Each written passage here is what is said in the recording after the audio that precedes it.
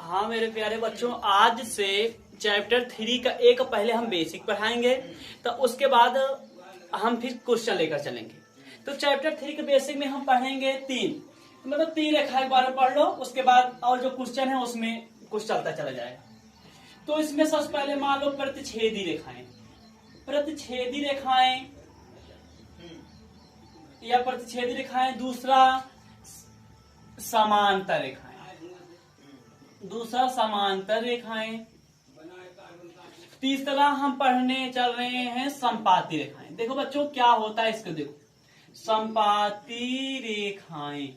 तो प्रतिच्छेदी रेखाएं, समांतर रेखाएं और संपाती रेखाएं क्या होती हैं? तो देखो प्रतिच्छेदी मतलब रेखा कह रहा है, तो रेखा मतलब एक ऐसे जाए, चाहे जैसे देखो रेखा भी कुछ भी हो, रेखा देखो रेखा आगे भी जा सकती है पीछे भी जा सकती है।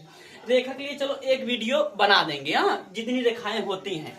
अब इसके लिए समझो कि प्रतिच्छेदी रेखाएं क्या होती हैं कि मतलब जब दो या दो से दो रेखाएं होना चाहिए। एक रेखा थोड़ी को लड़ पाए, मतलब एक आदमी थोड़ी को अपने आप से लड़ पाए, आदमी के लड़े खातिर 2 आदमी चाहिए। तो इसमें यहां पर देखो कि एक रेखा जो होती है वो क्या होगी, एक रेखा थोड़ी इधर उधर मतलब अपने से लड़ पाएगी, वैसे रेखाओं के लिए दो का होना आवश्यक है।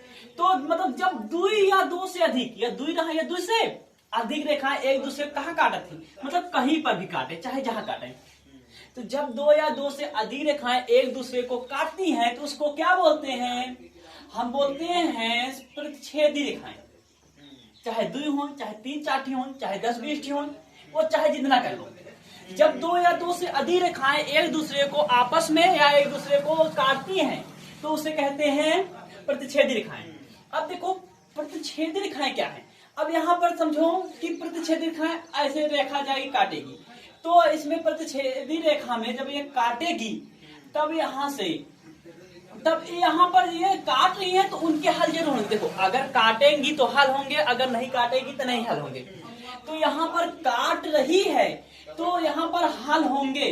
अब देखिए देखो एक ही काटे तो उसको बोलते हैं, मतलब अगर एक से ज्यादा हुआ तब और एक काटे तब होगा।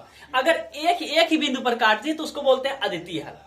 अद्वितीय हल, और अगर एक से ज्यादा पर काटे तो अद्वितीय उसको नहीं बोलते। देखो एक ही बिंदु पर काटे क्या है तो उसको बोलते हैं अद्वितीय, मतलब एक ही उसको बोलते हैं, हाँ एक ही बिंदु पर काटे उसको बोल देंगे अद्वितीय हल। तो इसको चाहे अद्वितीय हल बोलो या हल बोल लो, अद्वितीय हल। अब मतलब अद्वितीय हल, अब हल होंगे तो देखो तो उनके जो रैखिक गुण होते हैं, रैखिक गुण अभी बता देंगे क्या होता है। तो देखो यहाँ से जो अद्वितीय हल, अब रैखिक गुण मतलब तो वो देखो हल होंगे तो संगत होंगे, हल होंगे तो संगत, अगर नहीं हल हुए तो असंगत होते हैं। अब यहाँ पर देखो अब समांतर रेखाएं क्या होती हैं? जब 2 या 2 से अधिक रेखाएं, मतलब जब 2 या 2 से अधिक रेखाएं एक दूसरे को कहीं पर ना काटे, अलग से अपने रास्ते होकर चली जा रही है अपने रास्ते। देखो या ऐसे डायरेक्ट मिलाओ, चाहे आगे मिलाओ चाहे पीछे मिलाओ, तो ये कहीं पर एक दूसरे को काटेगी नहीं।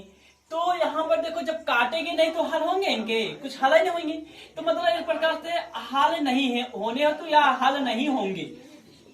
जब हल ही नहीं होंगे, जब हल ही नहीं होंगे तो क्या होगा, इनका असंगत हो जाता है, असंगत होता है।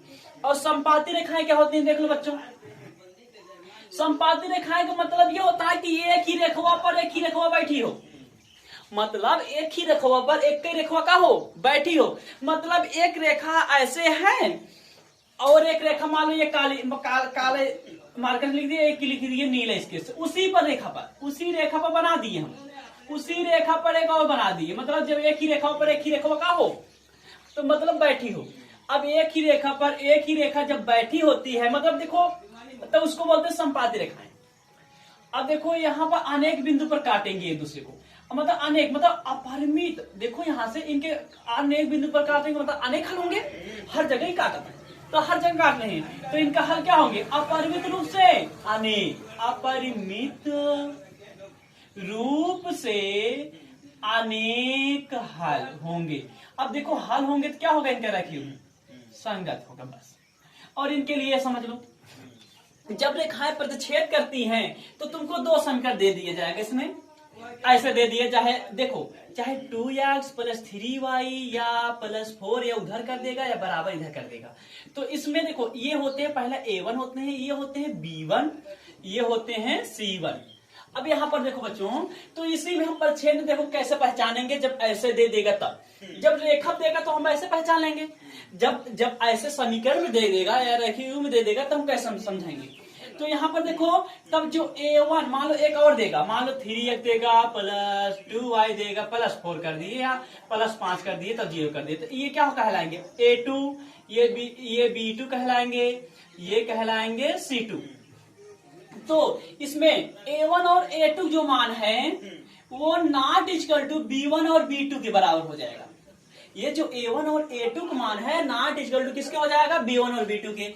इसमें तो देखो अब इसमें जो है समांतर में a1 अपान a2 तो बराबर और b1 अपान b2 के बराबर हो जाएंगे, लेकिन नॉट इक्वल टू c1 और c2 हो जाएंगे।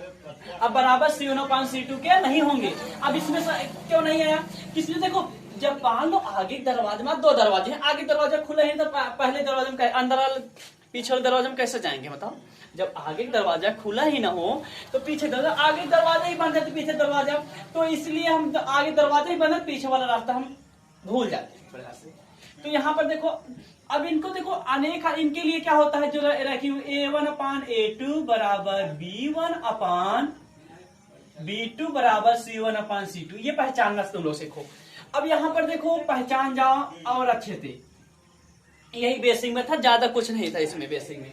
तो ये थे, अगर पहले ही न बराबर रहे तो परिच्छेदी, अगर पहला बराबर है लेकिन लास्ट वाला ना बराबर हो तो समांतर रेखाएं, अगर सभी बराबर है क्या कह सकते हैं, तो इसमें हम कह सकते हैं कि ये संपाती रेखाएं। बस इसके आगे अब कुछ नहीं है बच्चों।